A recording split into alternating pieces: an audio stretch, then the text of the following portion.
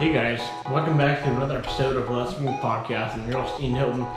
Today I have an awesome guest who has done a ton of work, a ton of things, and you will hear that in this podcast that we do. His name is Jeff Adams, and it was such an awesome conversation I had with him. It was great. Check it out. Yeah.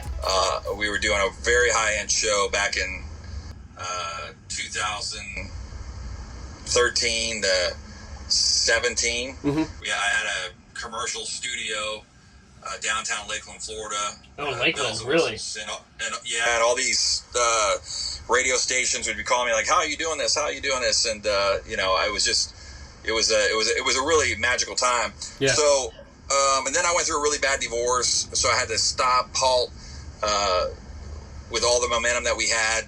Kind of just like took my legs out from underneath me. Yeah. And so I had to stop. But through that we did some really cool things. I mean, we had one show that Glenn Beck actually picked up, put on his website until he could interview the person we interviewed, and in less than 24 hours it went to 2.5 million downloads. Yeah.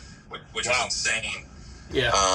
Back then. So, but yeah, I mean, that's how I kind of got into it. And then, I worked for a lot of live stream companies as a consultant, building Mm-hmm. things with them, and becoming a talent on some of these platforms, hosting shows on, I did deals with Spreaker, with podcasting, did a show on there called Spreaker Live, Blog Talk Radio. We had the Weekend Podcasting that I was hosting. So just did, I saw a niche where these companies, they were creating great product, but they didn't have the creativity or the talent to kind of demonstrate what they were doing. So, through that, and then I knew, kind of rewind too, there was the Z at 8.3 that you probably know about. Yep, I remember that. Yep. Well, I actually got kicked off that station. We did these weekend shows. I was 20. Yeah, I was still in the music industry. Why'd you get kicked off? But because we volunteered. We did this show called Solomon's Porch, and then became Club Z, where we'd spend this dance music. But I had it's my first brand new car. I had a Saturn 1996 car. It was a lease. I think I got it. Yeah, I got it a 95, and I had to eventually turn it in. So the guy that owns the station, General Jim, he calls him, he walks in, he goes, "Who doesn't have a Z bumper sticker on the back of the Saturn?" I said, "It's me." Mm-hmm. I said, he's like, "Well, you better put one on. Here's a sticker." Yeah. And I'm like, "I can't. It's a lease." Yeah. And so next week I show up, knock on the door. This is when they were on 436 at the time, a small little space, and knocked on the door, and this guy named Tim Wolf comes down and says, you're done here. You can't come back up." I said, "You're kidding." Oh my gosh. It all came down to a bumper sticker. So, that's funny. But Hey, I understand about it. There's no hard feelings or anything. But through the whole process of live streaming podcasting, it was. Hey Jeff. Yeah. Hey, I got to turn my AC on. Sorry, but my cameras are getting hot. Sorry, I'm full-time RVing it right now. Nice. Oh, yeah, I'm sorry. Oh, it's not my camera. Yeah. So through the process of podcasting and live streaming, doing the shows and launching online shows, it really got saturated. Everybody. I think my dad said it best several years ago. It seems like everybody's got a podcast now. Oh yeah, no, that's a huge thing now. That I think when I first got introduced to podcasting, it was 2009, 2010, or maybe even 2008. And my buddy and I, we started a podcast called The Unsound Underground.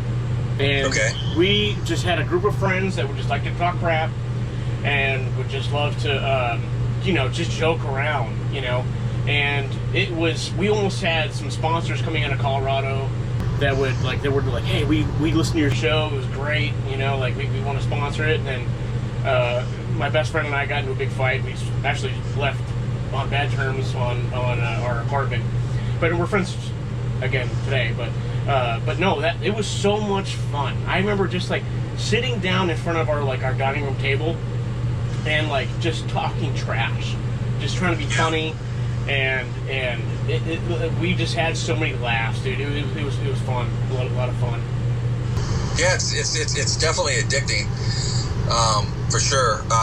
So I basically, I saw that, and then me and Shannon Berg were friends on Facebook. Yeah, I saw that. I was going to ask you about that. So I started following you around Florida Man. Yeah. And you had like Bubba on and stuff like that. Is his studio like? Does he rent on the space in the studio, or does he have it? He did a long time ago. Yeah. We connected when Florida Man was launching. It was back in 2019. Yeah. And we kind of just talked, and I was working for this company called Multicam. I was like their guy for the United States, putting like visual radio on their big radio stations. I think it was up in Baltimore. Yeah. And I saw him back on Bubba the Love Sponge show, and I'm like, what is he doing back on there? So because he was up, he was up in Atlanta for a long time, had a really popular show up in Atlanta. Toured up until this station got sold. Yeah. And I PM'd him. I go, you back with Bubba? And he goes, no, I just came and visited his show. He says, actually, we're launching the station. Let's grab some drinks and talk. So we met up and decided to, become his, executive producer, and we launched the station. And it was a lot of fun. We went through a lot of transition with people there. Yeah. Then I left in May of last year. Had a great opportunity to go out to work for Louder with Crowder as a showrunner there. That's what I want to ask you about. So, did you have to move out there, or was it just flying, or? Yeah, I had to move out there, okay. which was a big move. That was in Texas. What's that? Yeah. It's Plano, Texas, north of Dallas. Gotcha. Yeah. And so did that, and then sometimes I don't think I was completely happy. There. It was a great opportunity. I kind of ran because of the money, but my kids are here, my folks are here, so it was kind of like one of these things like, I didn't like it out there at all. Yeah. So it just wasn't a perfect fit, and it just a different vibe. I was like, I don't know if I want to be here for a long period of time, so called it a day, came back. So complete transition. I'm going to probably start a new media company and start from ground zero again and see where it goes. Heck yeah. I was going to ask you too, one of the questions I really want to ask you about was, how was your experience with Alex Jones?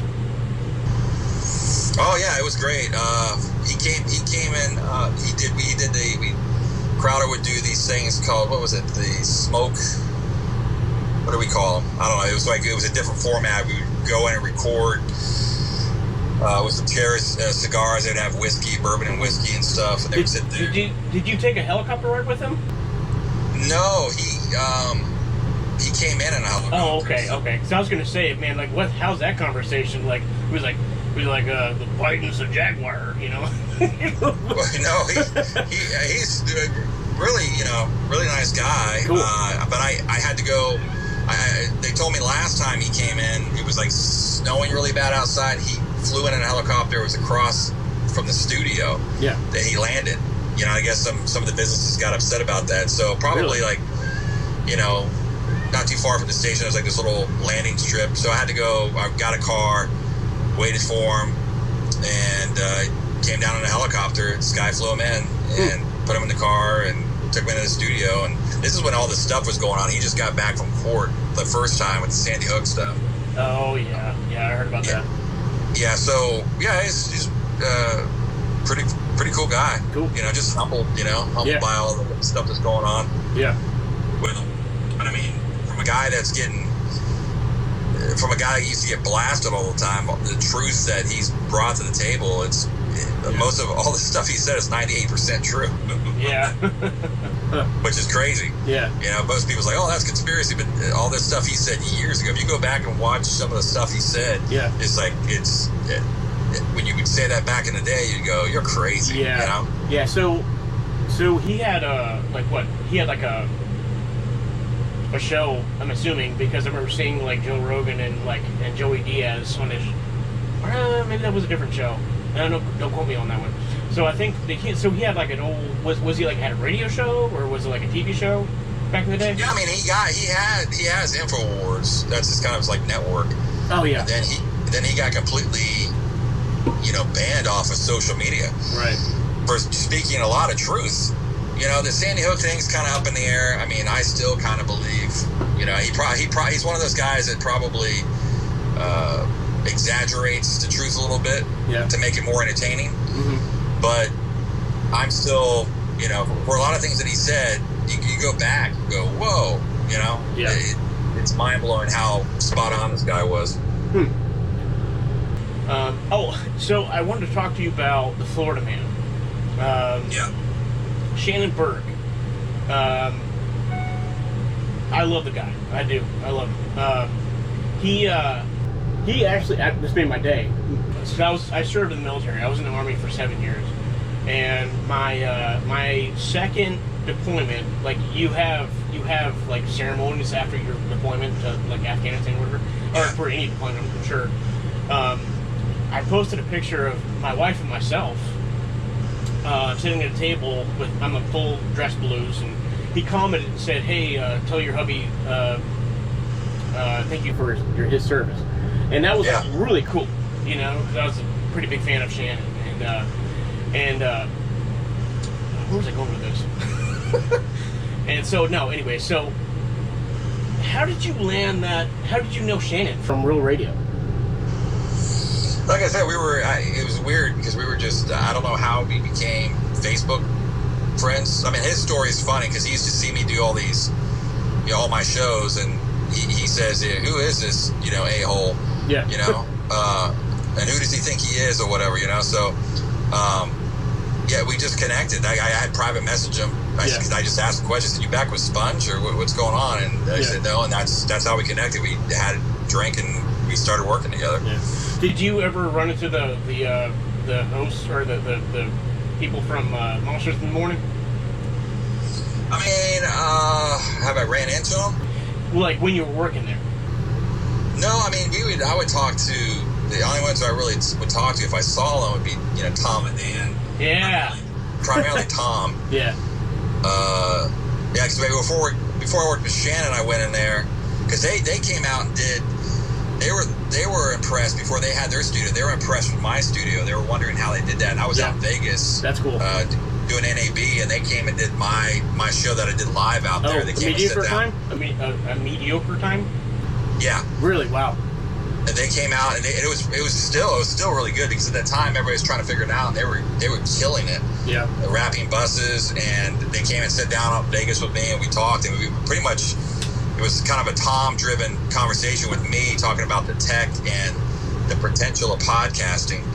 But there's always guys, and then I came by their studio once they got it. I think it was like in 2000, set in the show one time, and I'm not real too tight with them, but when I see them, I say hello. And I've talked to Russ once or twice. Mm-hmm. That's pretty much the extent of that crew. Yeah. Cool. What was that one time that Bubba came on your shoulder and like threw up? Yeah, Bubba Whoop-Ass, he was part of the show, but he just, with addiction and things, he struggled with addictions. He would, come in, and he did some pretty crazy stuff battling with himself. Mm-hmm. Yeah, he puked live on the air. Oh, man. Just bizarre stuff. I mean, it was funny. I mean, it was sad, but it was also funny, and he's cleaned up now. I mean, we talk. Me and Bubba became really good friends. Yeah. In the last 3 or 4 years that we were working together. Yeah, I got a funny story about that. Just to kind of end this real quick.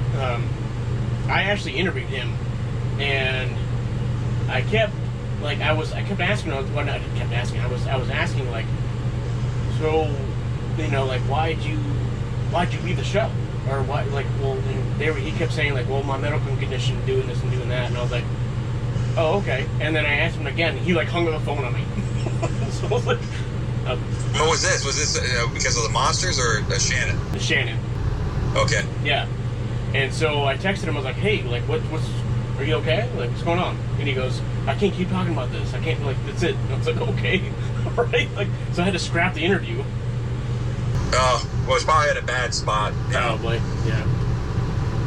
But yeah, he's, he was a soldier, but he's clean right now, which is great. Good.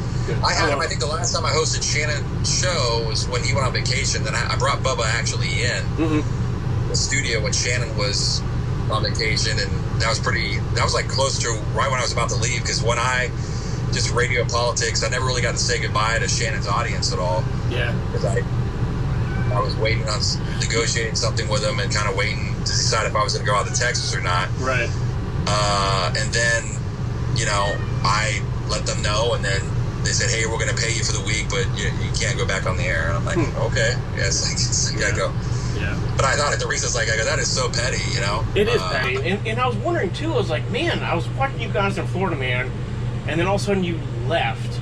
Or you didn't leave. It was like, I'm sorry, it was like you were done with it.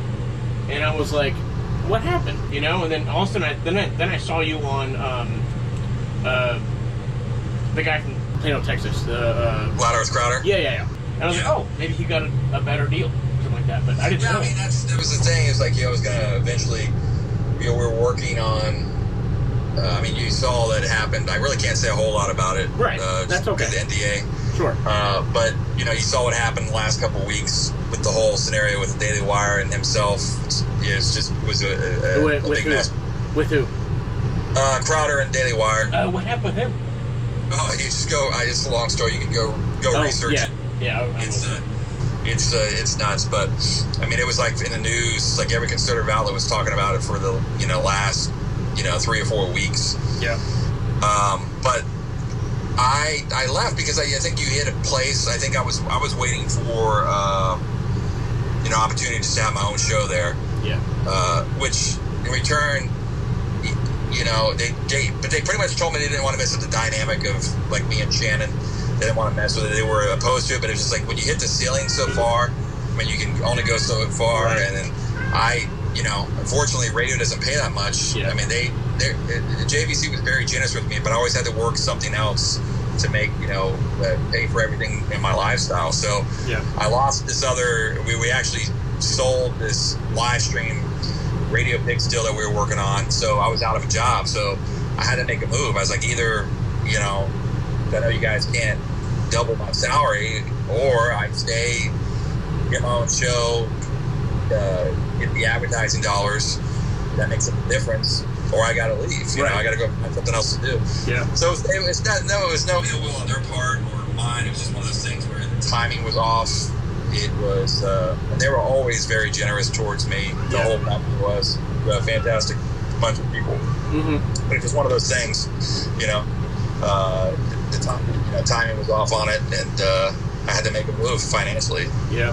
So the last question I want to ask you is, what are your plans now? Like, what do you want to do now, or have you already started them? Like, what's your goal? That's a loaded question. It's just tough. I'm going to start this company and try to do as much consulting as I can. I've got a interview with me and my old co-host Jeff Adams show. She was on Shannon's show for a while too, Rosie. Oh yeah, Rosie. Yeah.